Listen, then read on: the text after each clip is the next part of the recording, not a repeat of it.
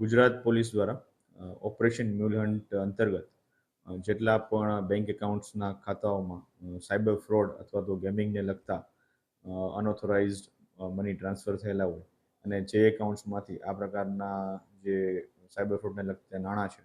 એ withdraw કરવામાં આવેલા હોય આઈધર ચેકથી અથવા એટીએમ દ્વારા આ પ્રકારના આખા ડેટાબેઝ I4C તેમજ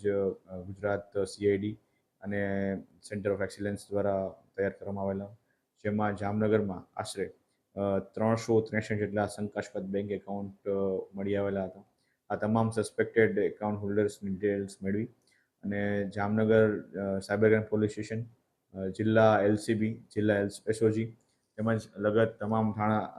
જેટલા પણ પોલીસ સ્ટેશન છે તમામની અલગ અલગ ટીમો આશરે 20 જેટલી ટીમો બનાવવામાં આવેલી હતી અને આ તમામ ટીમો દ્વારા આ તમામ 363 સસ્પેક્ટેડ એકાઉન્ટ્સની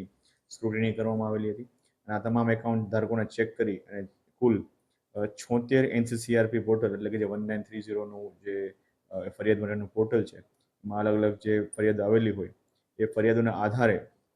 કુલ સસ્પેક્ટેડ એકાઉન્ટ્સમાંથી 24 ગુનાઓ રજીસ્ટર કરવામાં આવેલા છે, FIR રજીસ્ટર કરવામાં આવેલી છે. આ 24 FIRના અંતર્ગત કુલ 2,23,58,227 જેટલા અમાઉન્ટની રકમ કે જેમાં અનઓથોરાઇઝ્ડ વિથડ્રો અહીંથી કરવામાં આવેલી હતી આવા એકાઉન્ટ એમાં સામેલ છે અને આ તમામ આરોપીઓને હાલ પકડવાની અને હસ્તગત કરવાની કાર્યવાહી ચાલુમાં છે અને આ કાર્યવાહીમાં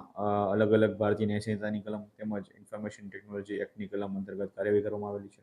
મૂળ આનો ઉદ્દેશ્ય એ છે કે લોકોમાં જાગૃતતા ફેલાય કે જે કોઈ પણ વ્યક્તિ પોતાના બેંક એકાઉન્ટ્સને કોઈ અન્ય વ્યક્તિને ભાડે ના આપવા જોઈએ અથવા તો આવી રીતના કોઈ અનઓથોરાઇઝ્ડ એમાઉન્ટ માટે એમાં લેન્ડ કરવા માટે અથવા એમાં પાર્ક કરવા માટેની સુવિધા પૂરી પાડવી ન જોઈએ કારણ કે આ જે કોઈ પણ સાયબર ફ્રોડ અથવા તો સાયબર ક્રાઇમનો ગુનો દાખલ થયા છે એમાં એકાઉન્ટ પૂરું પાડવું અથવા તો એ એમાઉન્ટ માટે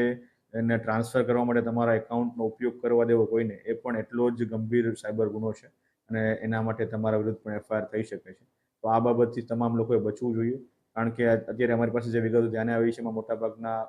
લોકોએ કોઈને કોઈ નાણાકીય લાભ માટે અથવા તો પર્સન્ટેજના કમિશન અથવા તો નાણાકીય લાભ માટે આ પ્રકારનું કૃત્ય કરેલું હતું જેના અંતર્ગત આ તમામ ફરિયાદો દાખલ કરવામાં આવેલી છે અને આગળની કાર્યવાહી ચાલુ છે.